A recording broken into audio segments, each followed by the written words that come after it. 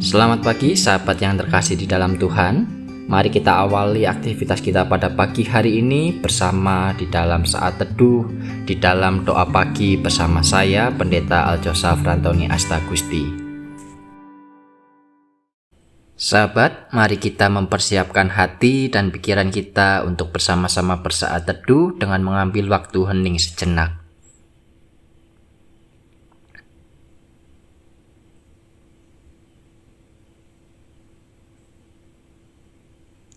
Mari kita bersama berdoa. Kami bersyukur untuk kesempatan pagi ini ya Tuhan. Engkau membangunkan kami dari istirahat tidur malam kami sehingga kami boleh tetap dalam kondisi yang baik, yang sehat dan juga penuh semangat untuk menjalani perjalanan hidup pada hari ini. Kami bersama-sama ingin berdoa bersaat teduh, kiranya Roh Kudus yang memimpin, menolong kami di dalam saat teduh pagi kami ini. Terima kasih. Di dalam nama Tuhan Yesus Kristus kami bersama berdoa dan memohon. Amin. Sahabat, mari kita pujikan pujian bagi Tuhan dari Kidung Jemaat nomor 410, Tenanglah Kini Hatiku.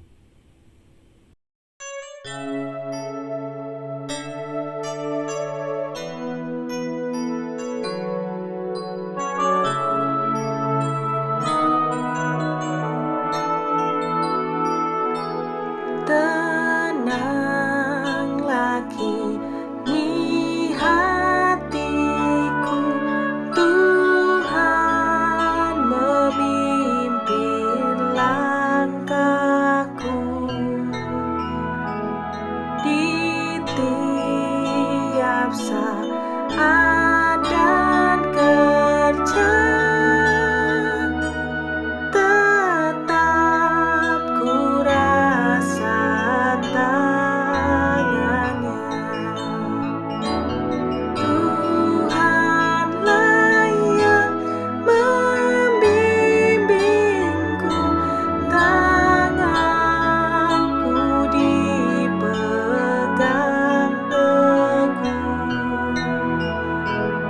Hatiku berserah penuh, tanganku dipegang teguh.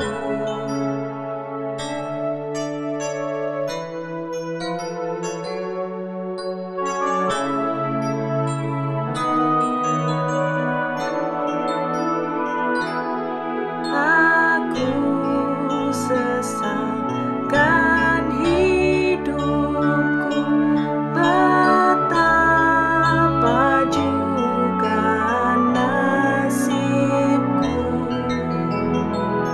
sebab Engkau tetap dekat, tanganmu ku pegang erat.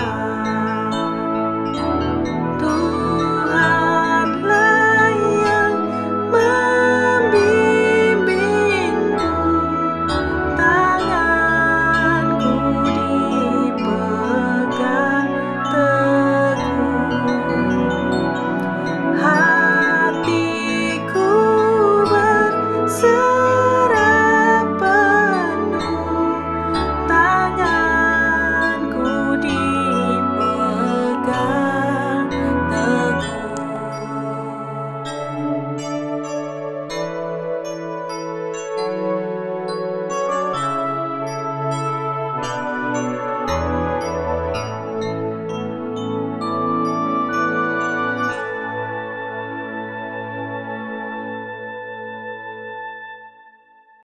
Firman Tuhan yang akan bersama kita renungkan didasarkan dari Markus pasal yang kedua. Kita baca ayat pertama sampai dengan yang ke-12. Markus pasal 2 ayat 1 sampai dengan yang ke-12, demikian firman Tuhan.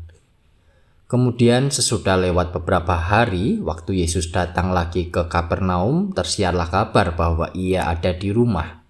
Maka datanglah orang-orang berkerumun sehingga tidak ada lagi tempat, bahkan di muka pintu pun tidak. Sementara ia memberitakan firman kepada mereka, Ada orang-orang datang membawa kepadanya seorang lumpuh digotong oleh 4 orang, tetapi mereka tidak dapat membawanya karena banyaknya orang itu. Lalu mereka membuka atap yang di atasnya. Sesudah terbuka, mereka menurunkan tilam tempat orang lumpuh itu terbaring. Ketika Yesus melihat iman mereka, berkatalah ia kepada orang lumpuh itu, "Hai anakku, dosamu sudah diampuni." Tetapi di situ ada juga duduk beberapa orang ahli Taurat. Mereka berpikir dalam hatinya, "Mengapa orang ini berkata begitu? Ia menghujat Allah. Siapa yang dapat mengampuni dosa selain daripada Allah sendiri?" Tetapi Yesus segera mengetahui dalam hatinya bahwa mereka berpikir demikian. Lalu ia berkata kepada mereka, "Mengapa kamu berpikir begitu dalam hatimu?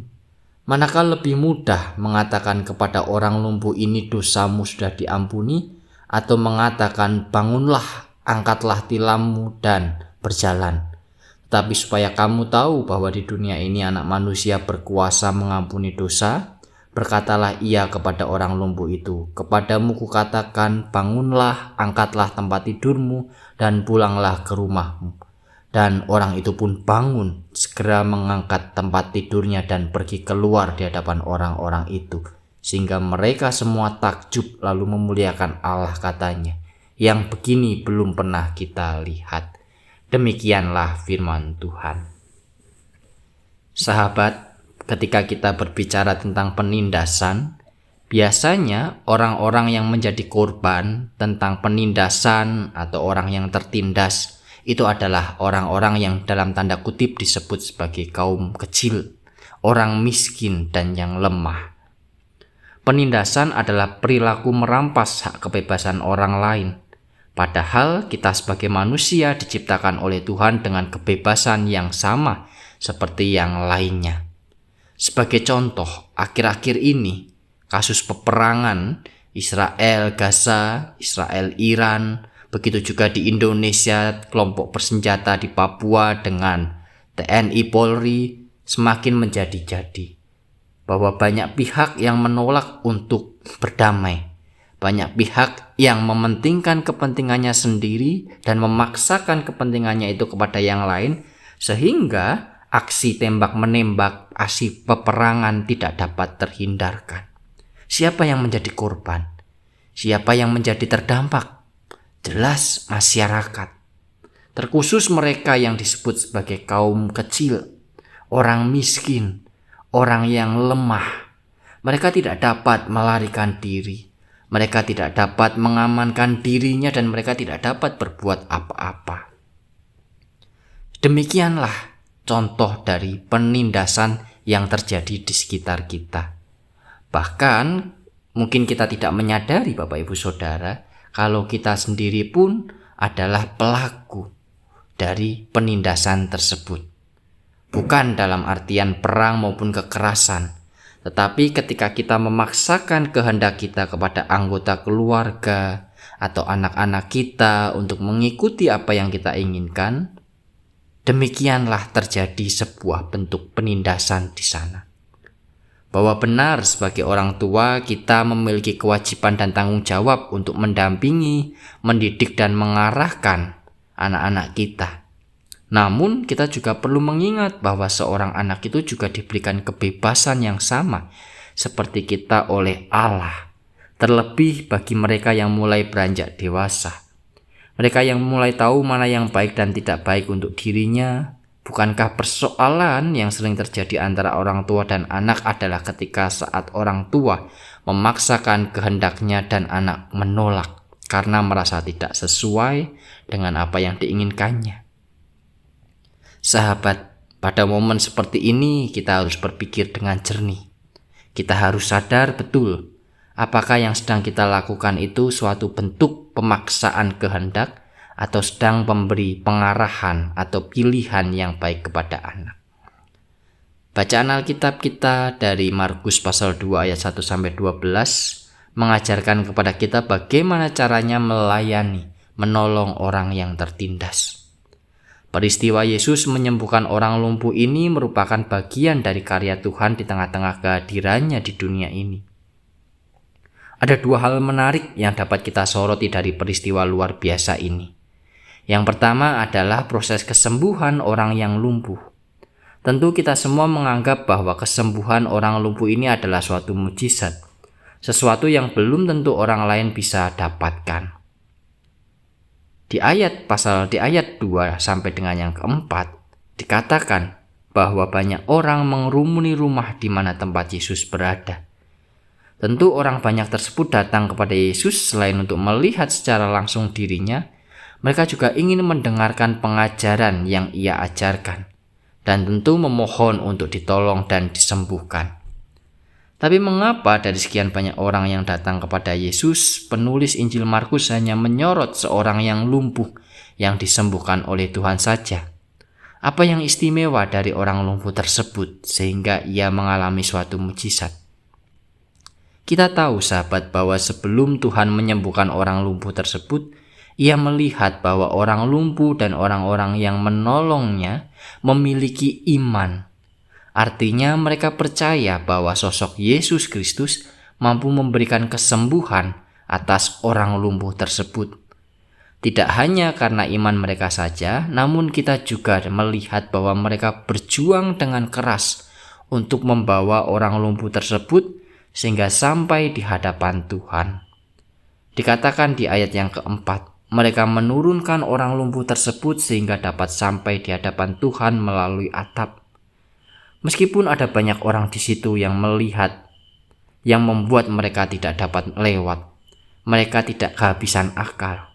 Mereka berjuang dengan mengangkat orang lumpuh tersebut melewati atap-atap rumah. Maka dari itu, perjuangan itulah yang membuat mereka, iman mereka itulah yang membuat mereka mendapatkan mukjizat dari Tuhan.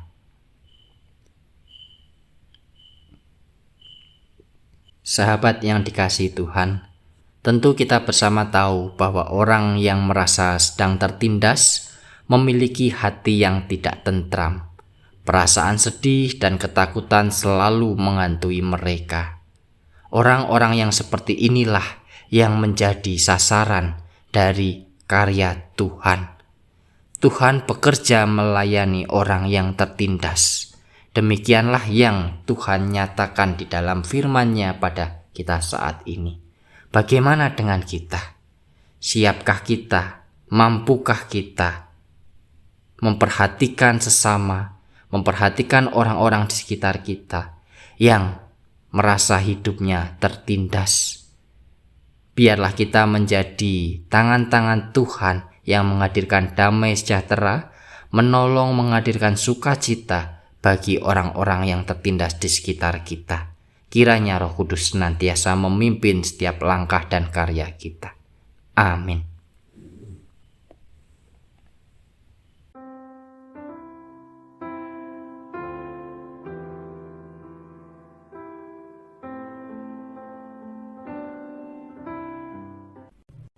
Mari kita berdoa.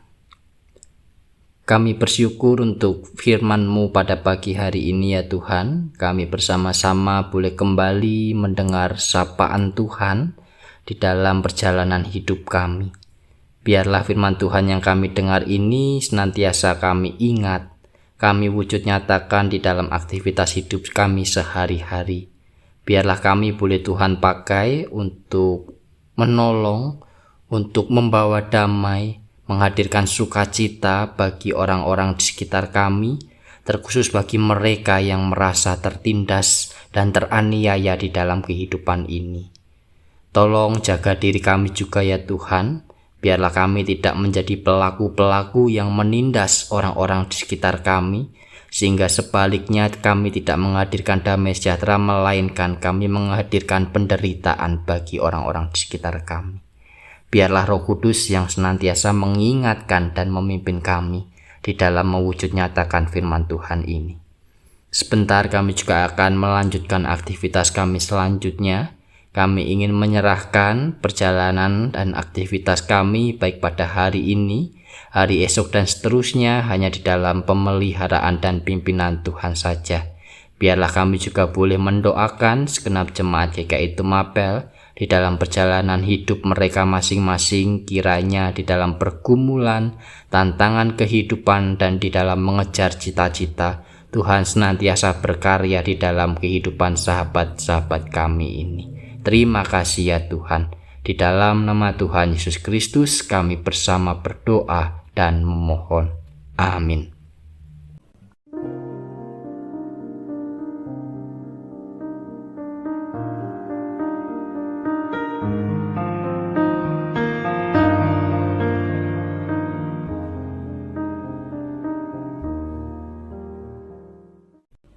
Sahabat, doa pagi kita telah usai. Selamat beraktivitas, semoga kita tetap diberi kesehatan dan tetap dalam penyertaan Tuhan. Tuhan Yesus memberkati.